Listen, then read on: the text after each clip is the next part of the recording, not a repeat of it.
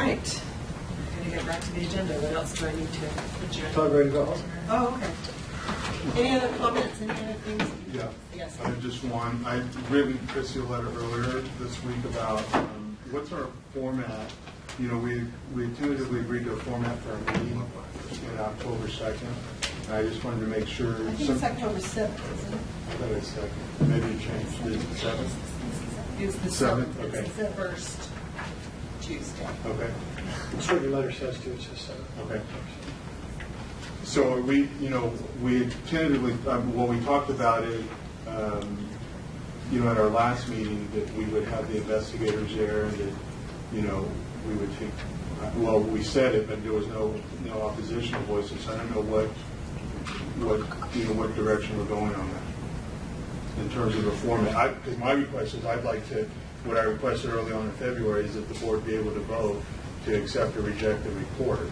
And its conclusions was one of my recommendations. And then, the parents wanted to be able to ask questions and stuff. And then, I think Tiffany recommended the investigators be there to answer questions. So where are we at on that? Well, we haven't determined fully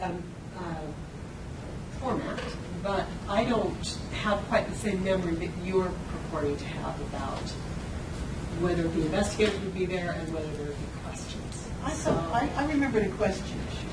The question was an issue, but we talked about it, but we didn't make a decision. No, we didn't. That's a So, Michael, if you, I saw this letter. Not at all clear, and I'd love to talk to you one-on-one about what it is you think would be accomplished by a vote to accept the report. Or reject. Right. I mean, it didn't seem to me that there was any movement to reject. It seemed like by the fact that that Christy and I called each individual board member about the release of the report. There were no's. Rosemary objected to the unredacted report being released, but everybody wanted to see it released. Well, releasing is different from, it's kind of like this thing, with, the example I put in my letter, well, I don't think I put it in there, but when the legislature wanted Swallow and Shirtlift, they wanted that investigated, they voted, the committee that authorized it voted to accept it or not, which they all accepted it. I think, one of the examples I had for our board, before I was on it, when the arbitrator made a decision, the board called a special meeting and voted to accept it. In that case, they rejected the arbitrator's decision. So I just feel that the opportunity needs to be there for the board. Now that the results are out, we need to be able to weigh in on to vote for or against those findings, and be able to be in this meeting and express some of our, I have some concerns about the report. Well, that is noted. If you want, there is a process by which you make sure that a specific thing gets on the agenda. So I would suggest that you follow that process. It's just to ask the president and vice president. That's what I did. That's one thing, and then if they say no, then you need to get 2 other board members to support. I have no idea what they're saying. That's why I bring it. I brought it up in a letter. Send it to Chris. She doesn't never respond rarely to what I send her. So that's why I bring it up in this meeting here. And so you're the vice president, so now you have it. So are you saying that we would have to get? Personally, I think the parents want to ask questions and have a question answered. Well, I think they do. So are you saying to be able to put that on the agenda, we need to get 3 members of the board to ask that question for that? Or is that going to be part of the agenda? I'm happy to take feedback from the board members. I did not leave our previous meeting thinking we would necessarily have a public question and answer period. Oh, and I did too. I didn't either. And we spent so much money and time. I'm hearing from patrons that we need to move on. Well, I agree. I've heard that too, but I also heard they'd like to have some questions. Okay. And the report does speak for itself. So this is not a vote. This is not a decision. I'll have to take it up with Christy, and then we will get back to every board member about this. But who would like to see a public question and answer period? Okay. 2 of the board members here. How about the issue of voting to accept or reject the report? To me, that's not a non-issue. Yeah, the report's there. It's what was initiated. The report is the report.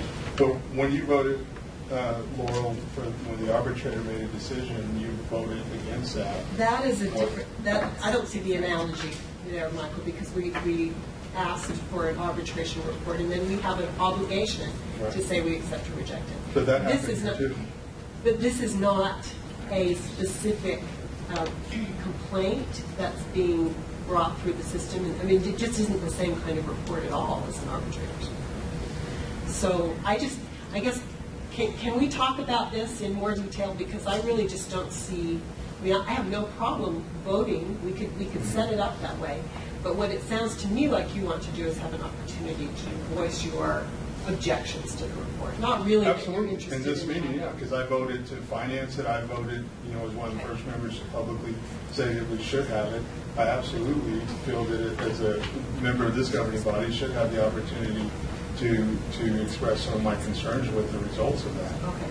Well, one thing that I'm certain of that we all agreed on, and correct me if I'm wrong, was that we would have an opportunity to discuss the findings of the report, the recommendations of the report, any additional recommendations that could come from board members for action about the substance of the report, and any additional recommendations that might come from administrators. So that was the discussion that I was anticipating. Yes, we would talk about the report. Yes, we would talk about the recommendations.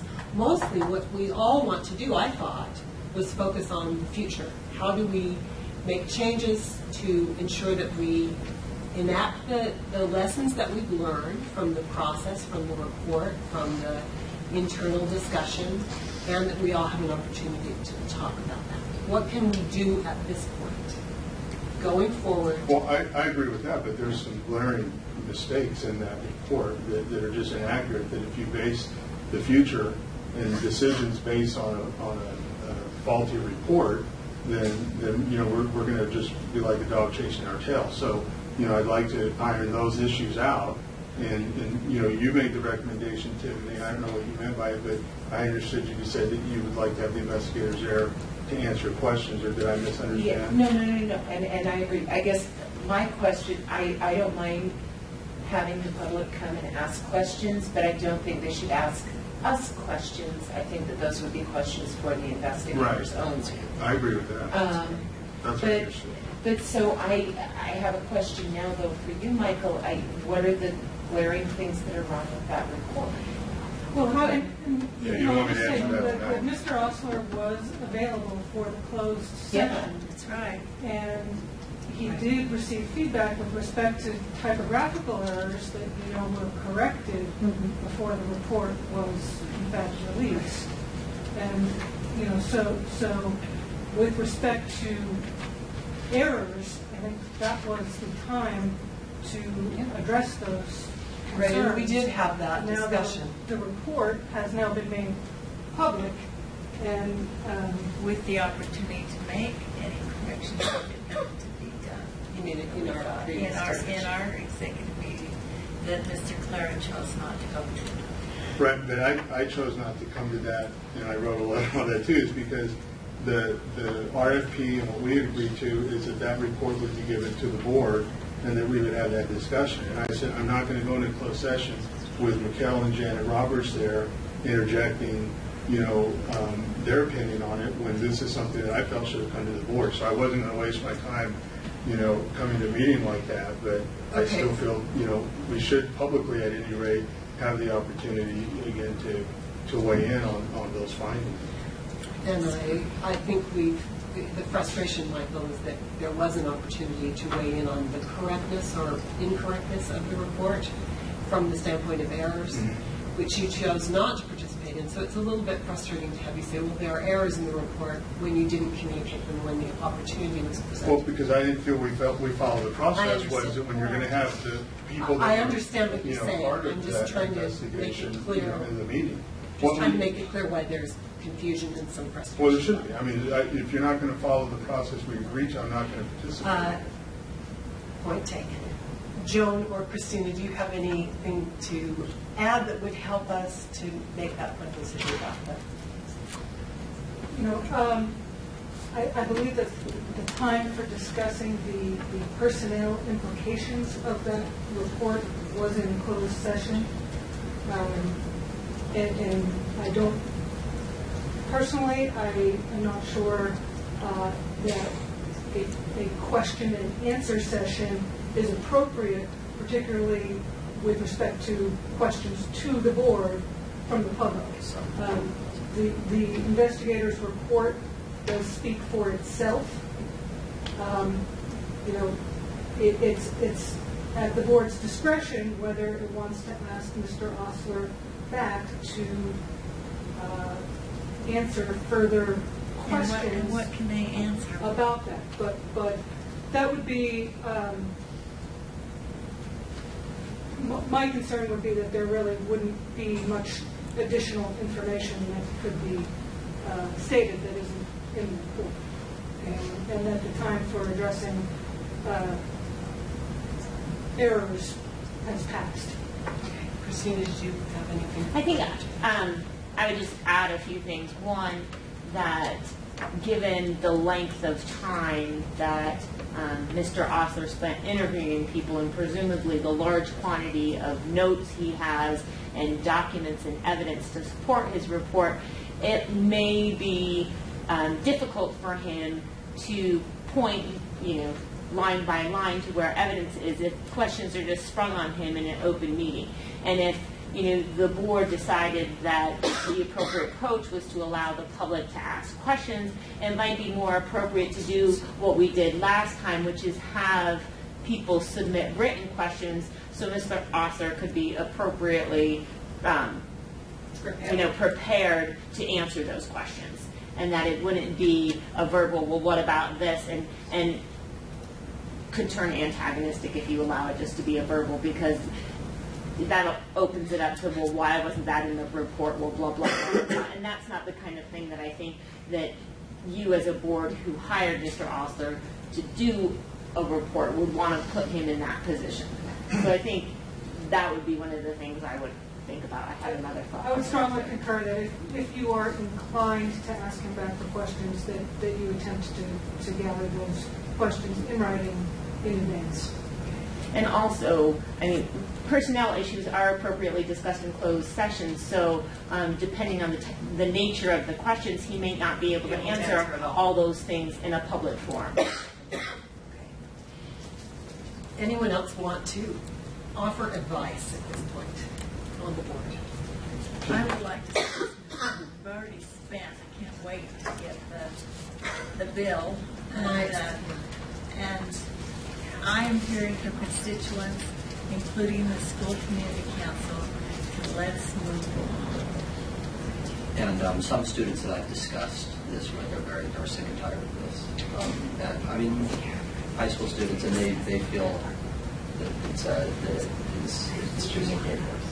Yeah. Okay, Michael, did you have something? Well, just that we get the advice of the attorney, and we hear that the time it's time to move on, and and as an elected official, that's what I'm going on is what the feedback that I'm getting from the community and the emails and the phone calls after the report comes out and what people's reactions are, and there are a number of questions that I believe are outstanding and that we should have the opportunity to ask, and I would support the concept of writing in the questions and going back to what Tiffany's recommendation is that the investigator is here to respond to those questions, because I think it's for lack of a better word, just a cop out and say, well, the report speaks for itself. I don't know what that means, but from a democratic standpoint, that we're trying to find answers and be factual.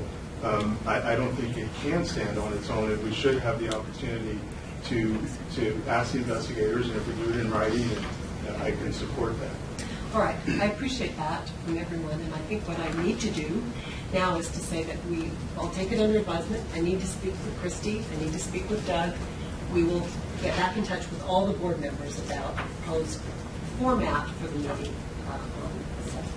And the only reason I would definitely say we need to do something in terms of feedback is there are a certain group of that community who will be very, very upset if we don't. Right, and I would only say, which I probably shouldn't say anything, but the same half a dozen people have had the opportunity to write questions. Mr. Osler tried very hard to answer them in the report, and I just don't see an end to it that is clear in my mind, and I want to get to the end. So that we can talk about what recommendations we would make for the future. So thank you very much. Anything else I need to talk about, Michael? We are adjourned.